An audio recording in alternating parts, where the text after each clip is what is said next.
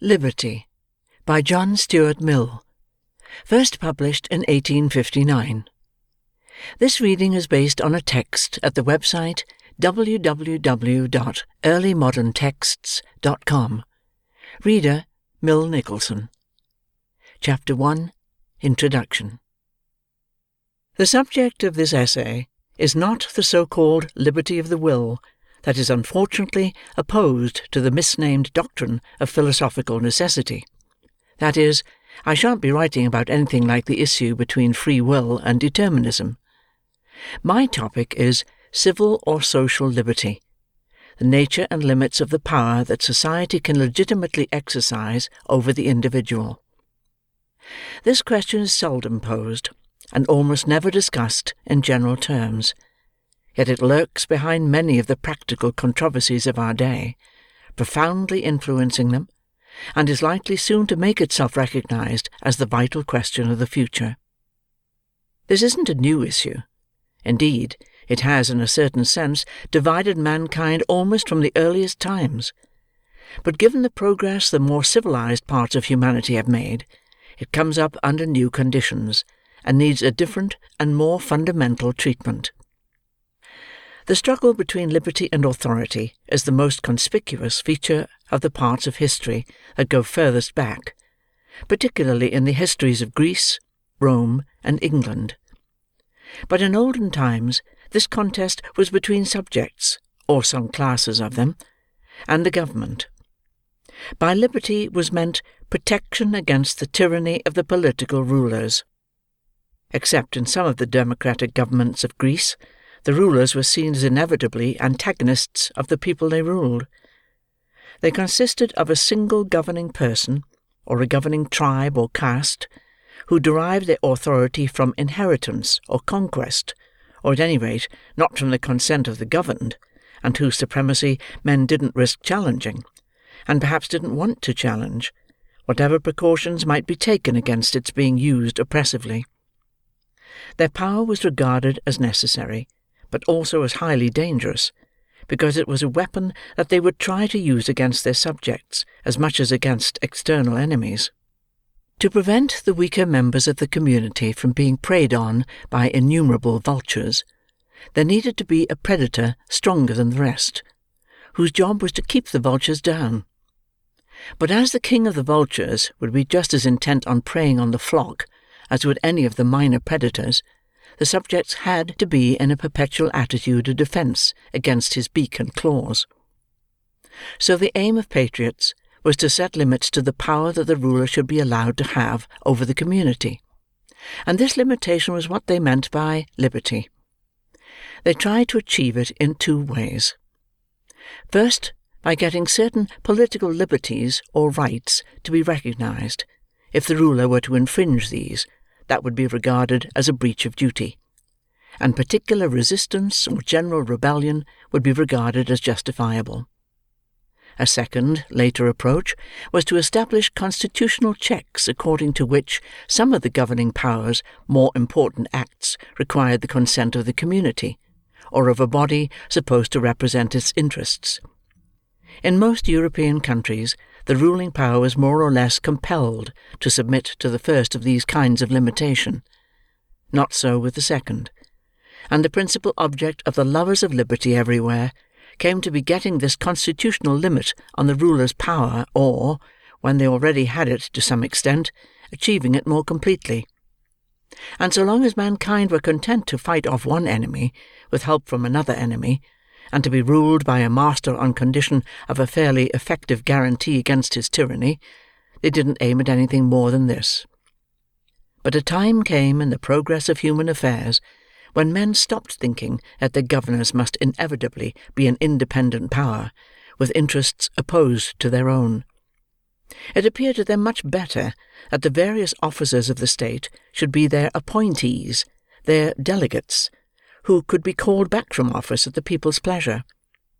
Only in that way, it seemed, could people be completely assured that the powers of government would never be misused to their disadvantage.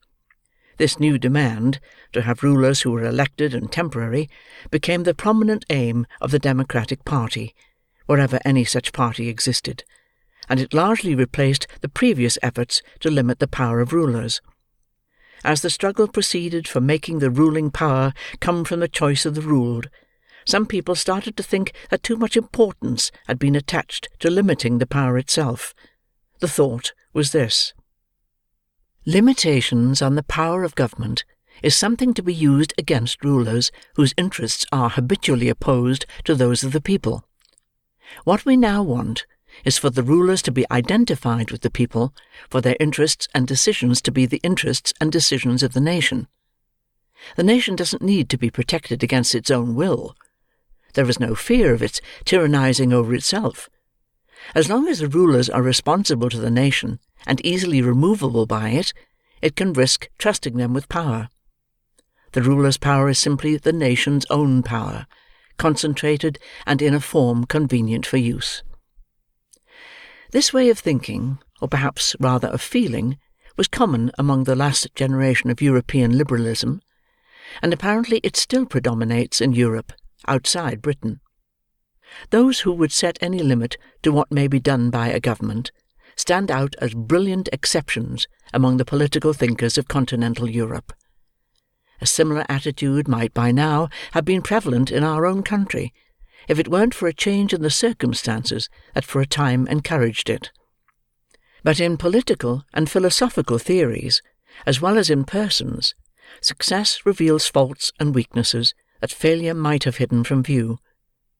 The notion that the people needn't limit their power over themselves might seem self-evident at a time when democratic government was only dreamed of or read about as having existed in the distant past, and that notion wasn't disturbed by such temporary aberrations as those of the French Revolution, the worst of which were the doing of a few usurpers, people who grabbed power without being entitled to it, and which in any case didn't come from the permanent working of institutions among the people, but from a sudden explosion against monarchical and aristocratic despotism.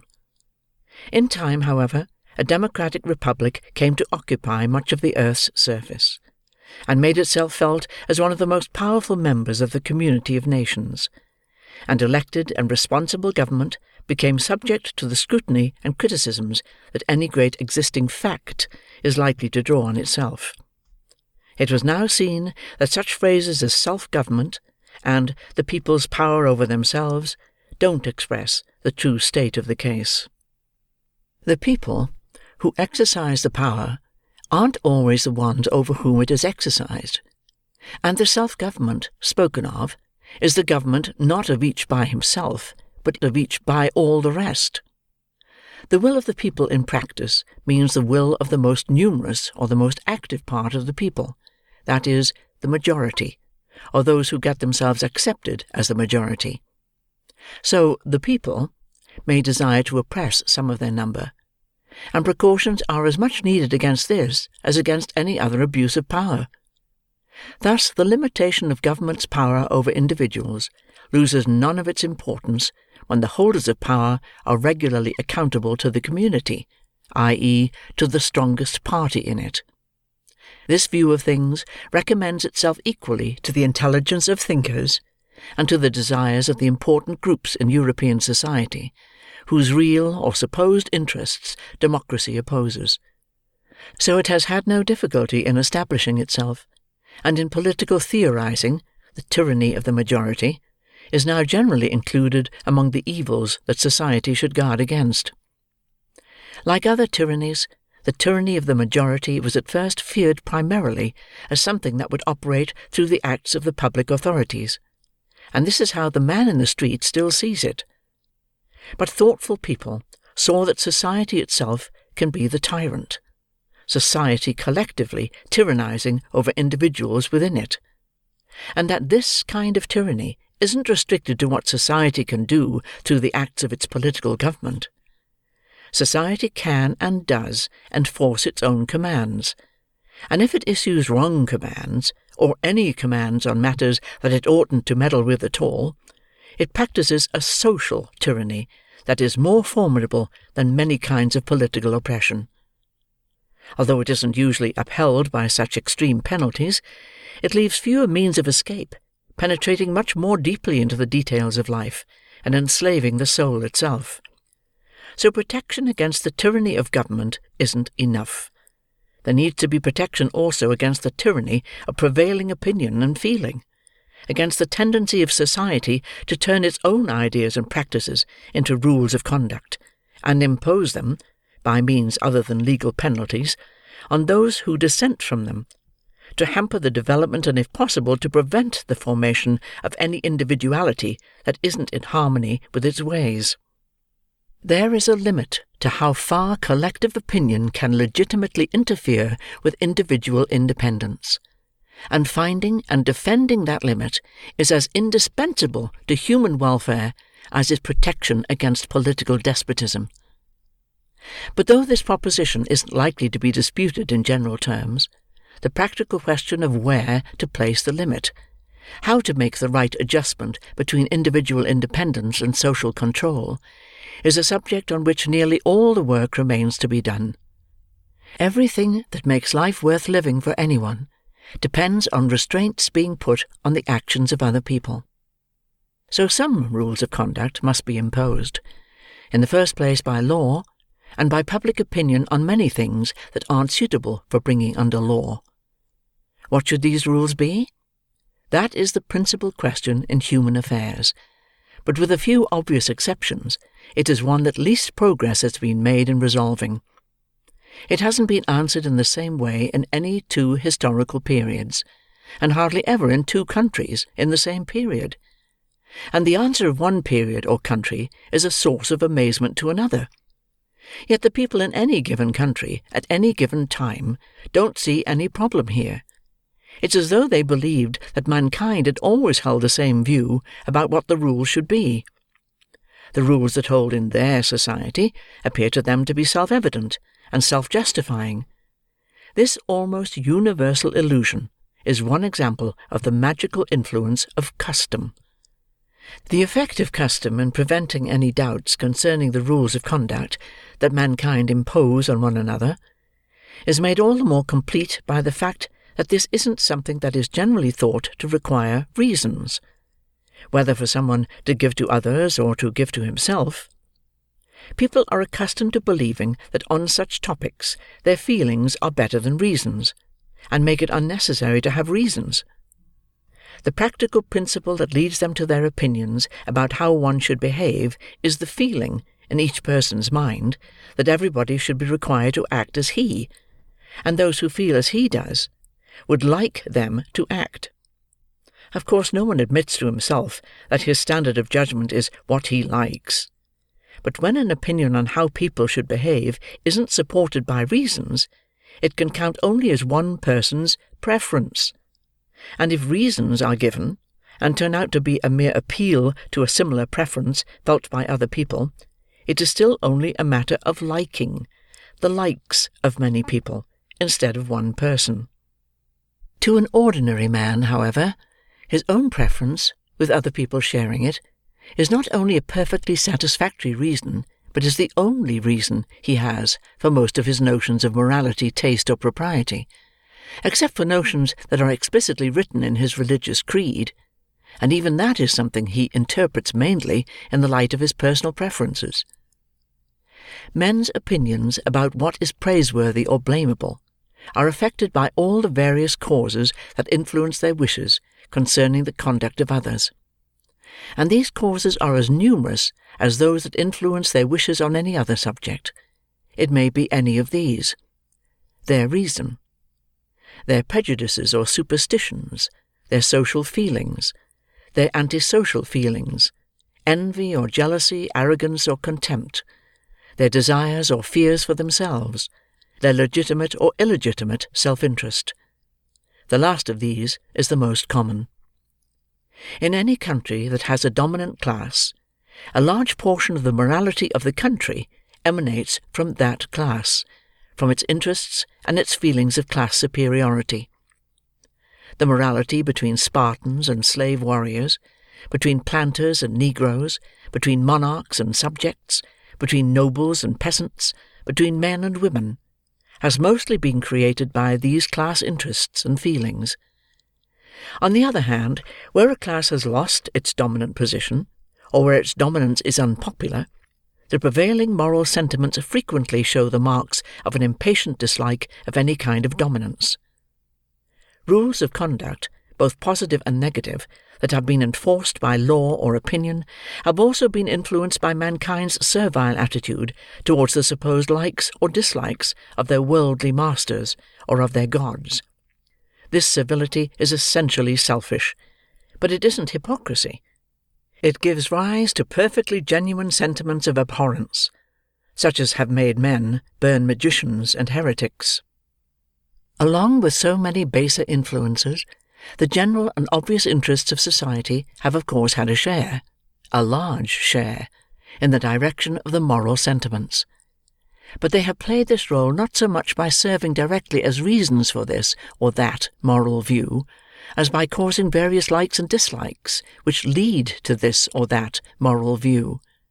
And other likes and dislikes, ones having little or nothing to do with the interests of society, have affected the establishment of moralities with quite as much force as the former ones. The likes and dislikes of society, or of some powerful part of it, are thus the main determinant of the rules that societies have laid down for general observance under the penalties of law or of opinion. And those whose thoughts and feelings have been ahead of those of society in general, have not attacked this state of things in principle, however much they may have clashed with some of its details. They have been busier inquiring into what things society ought to like or dislike, than in questioning whether society's likes or dislikes should be a law for individuals. They have tried to alter the feelings of mankind on the particular points on which they themselves were heretical, i.e., out of step with society, rather than making common cause with heretics generally in defence of freedom.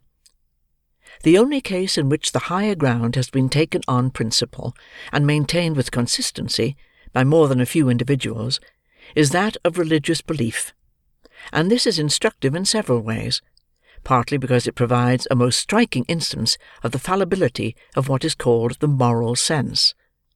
It really is the moral sense that is involved, for the religious hatred felt by a sincere bigot is one of the most unambiguous cases of moral feeling. Those who first broke the yoke of what called itself the universal church were in general no more willing to permit differences of religious opinion than was that church itself.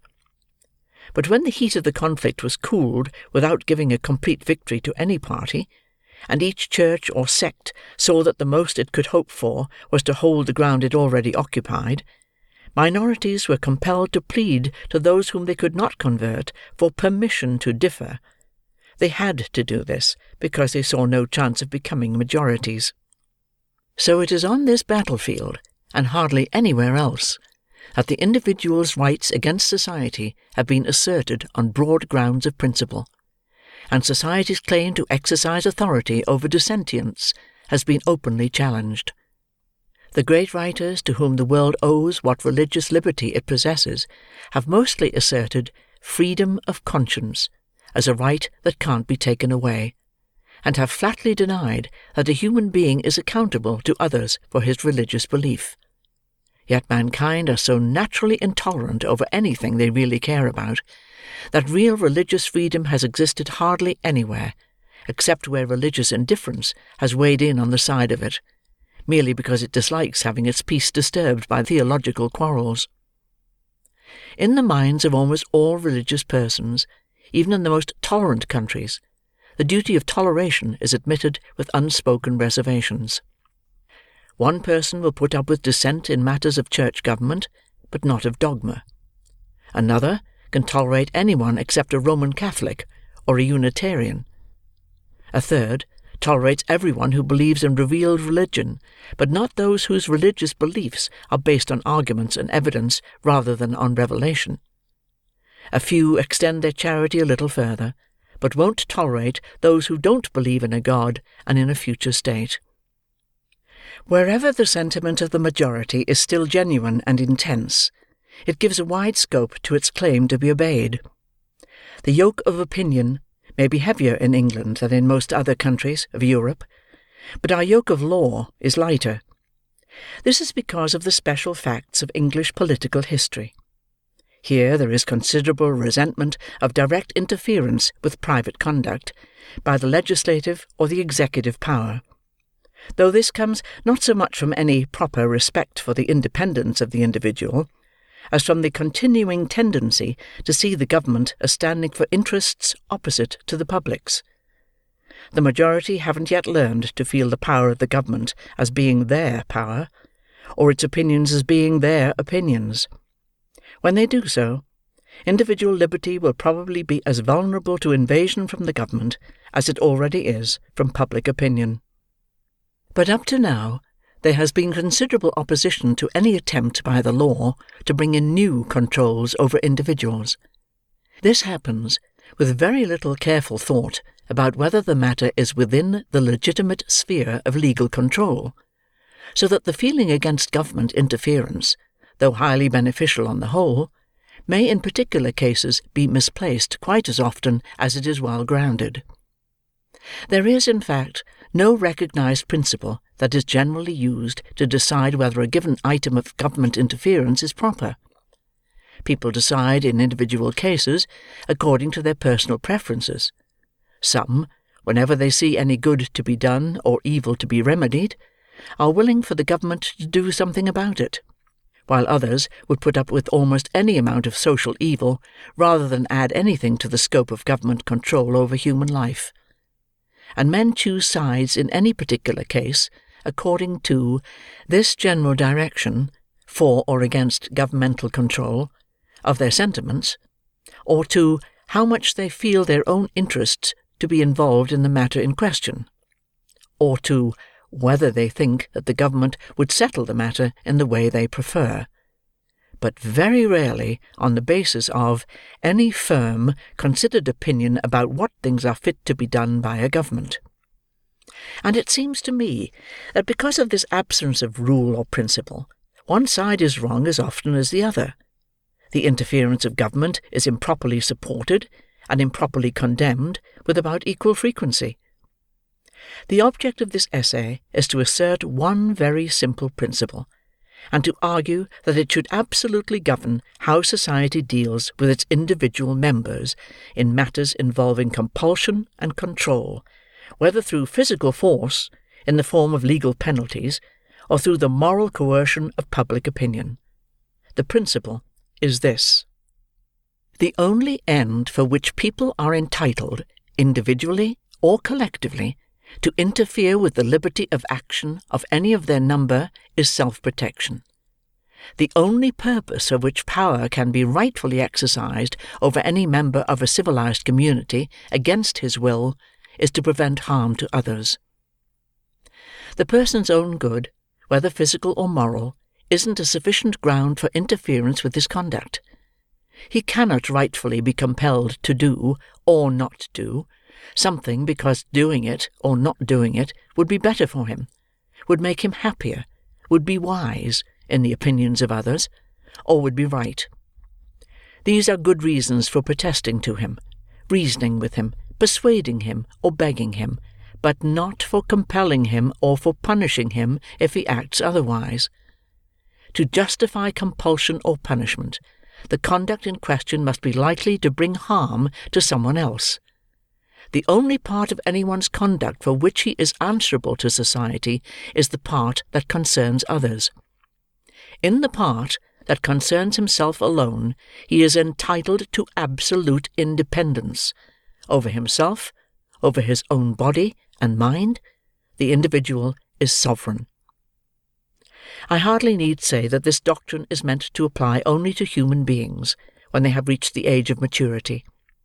We aren't speaking of children, or of young persons below the age legally fixed for adulthood. Those who still need to be taken care of by others must be protected against their own actions, as well as against external injury. For the same reason, we may exclude those backward states of society in which the race itself may be considered as not yet adult. The early difficulties in the way of progress are so great that there is seldom any choice of means for overcoming them. For dealing with barbarians, despotism is a legitimate form of government, provided that it aims to improve things and actually does so. liberty, as a principle, doesn't apply to any situation where mankind are not yet capable of being improved by free and equal discussion. Until then, there is nothing for them but implicit obedience to an Akbar or a Charlemagne, if they are so fortunate as to find a despot so wise.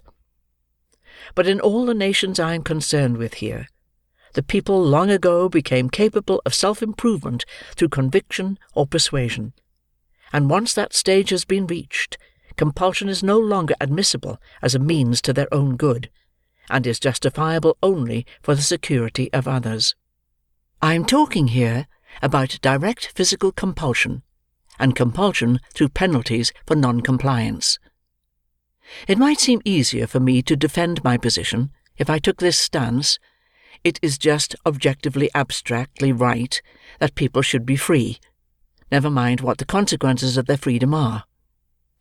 But I don't argue in that way, because I hold that the ultimate appeal on all ethical questions is to utility, i.e., to what the consequences are.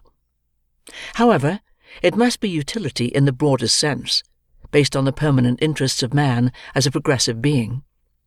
Those interests, I contend, make it all right to subject individual spontaneity to external control only in respect to actions that affect the interests of people other than the actor. If anyone does something harmful to others, there is a prima facie case for punishing him, either by law or, where legal penalties are not safely applicable, by general disapproval. There are also many positive acts for the benefit of others that an individual may rightfully be compelled to perform: to give evidence in a court of justice, to do his fair share in the defence of his country, or to share in any other joint work necessary to the interests of the society whose protection he enjoys, and to perform certain acts of individual beneficence. For example, a man may rightfully be held to account by society for not saving a fellow creature's life, or not protecting a defenceless person against ill treatment, in situations where it was obvious that he ought to have done so. A person may cause harm to others, not only by his actions, but also by his inaction, and either way he is justly accountable to them for the harm. The latter case, it is true, requires a much more cautious exercise of compulsion than the former. To make someone answerable for doing harm to others is the rule. To make him answerable for not preventing harm is, comparatively speaking, the exception. Yet there are many cases, clear enough and serious enough to justify that exception. In everything concerning the external relations of the individual, he is legally answerable to those whose interests are concerned, and, if necessary, to society as their protector. There are often good reasons for not holding him to that responsibility, but these reasons must arise from special features of the case. Either it is a case where he is likely to act better when left to himself than when controlled in any way that society could control him, or the attempt to exercise control would have bad effects outweighing those it would prevent. When such reasons as these rule out the enforcement of responsibility, the person's own conscience should take on the role of judge, and protect the interests of others that have no external protection. But there is a sphere of action in which the interests of society, as distinct from those of the individual, are involved only indirectly, if they are involved at all. It is the sphere containing all the part of the individual's life and conduct that affects only himself, or affects others but only with their free, voluntary, and undeceived consent and participation. When I say affects only himself, I am talking about the direct and immediate effects of his conduct. These may, of course, affect others indirectly, through their effects on himself. So this is the appropriate region of human liberty. I map it as containing 3 provinces.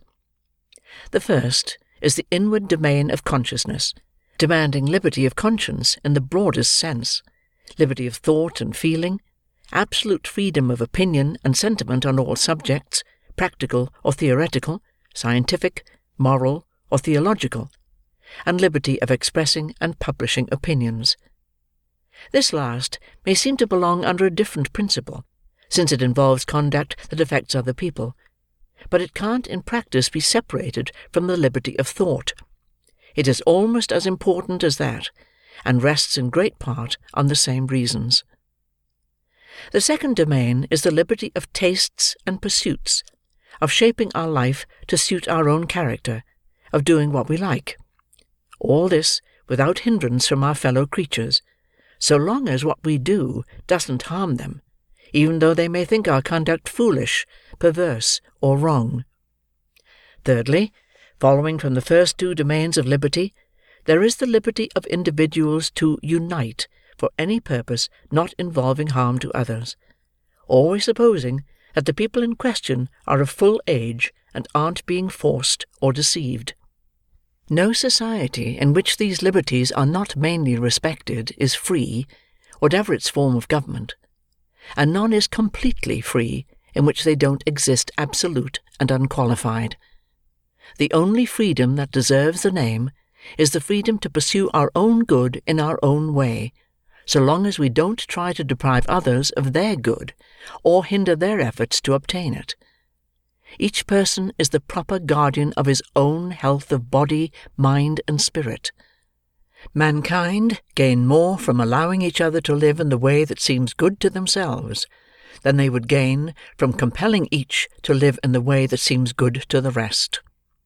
This doctrine is far from new, and it may strike some as a mere truism, but in fact it is directly opposed to the general tendency of existing opinion and practice. Society has put as much effort into trying, according to its lights, to compel people to conform to its notions of personal excellence, as into trying to compel them to conform to its notions of social excellence. The ancient commonwealths thought, and the ancient philosophers agreed, that every part of private conduct could rightly be regulated by public authority, on the ground that the state's welfare involved the whole bodily and mental discipline of each citizen. This way of thinking may have been admissible in small republics surrounded by powerful enemies, in constant peril of being pulled down by foreign attack or internal upheavals, so that even a short period of relaxation and leaving the people to themselves might easily be fatal, so easily that they couldn't afford to wait for the beneficial permanent effects of freedom. In the modern world, two factors have prevented the law from interfering so much in the details of private life: the greater size of political communities, and, above all, the separation between the spiritual and temporal authority, i.e., between church and state, which placed the direction of men's consciences in hands other than those that controlled their worldly affairs. But the engines of moral, as distinct from political repression, that have been wielded against divergence from the prevailing opinion and attitudes, have put less energy into this in social matters than in personal, private, self-regarding conduct.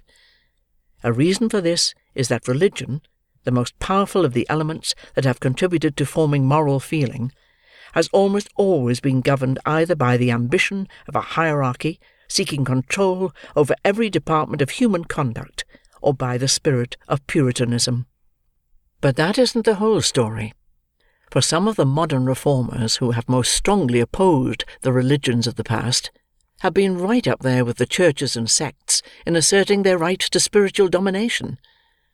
A prime example is Monsieur Comte, whose social system, as proposed in his System of Positive Polity, aims at establishing, though more by moral than by legal pressures, a despotism of society over the individual that surpasses anything contemplated in the political idea of the most rigid disciplinarian among the ancient philosophers.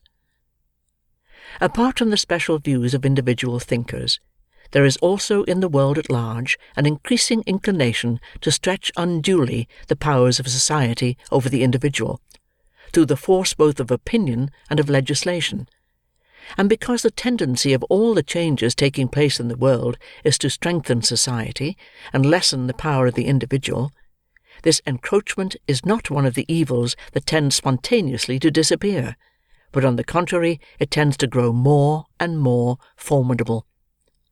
Mankind have some disposition, whether as rulers or as fellow citizens, to impose their own opinions and inclinations as a rule of conduct on others. This disposition is so energetically supported by some of the best and some of the worst feelings in human nature, that it is hardly ever restrained by anything except lack of power; and the power of societies is not declining, but growing. So unless a strong barrier of moral conviction can be raised against the mischief of meddling with individual liberty, we must expect, given the way the world is, to see it increase. It will be convenient for the argument, if instead of plunging immediately into the general thesis, we confine ourselves at first to a single branch of it, a branch on which current opinions, to some extent, recognize the general principle I am defending. This one branch is the liberty of thought, from which it is impossible to separate the related liberty of speaking and of writing.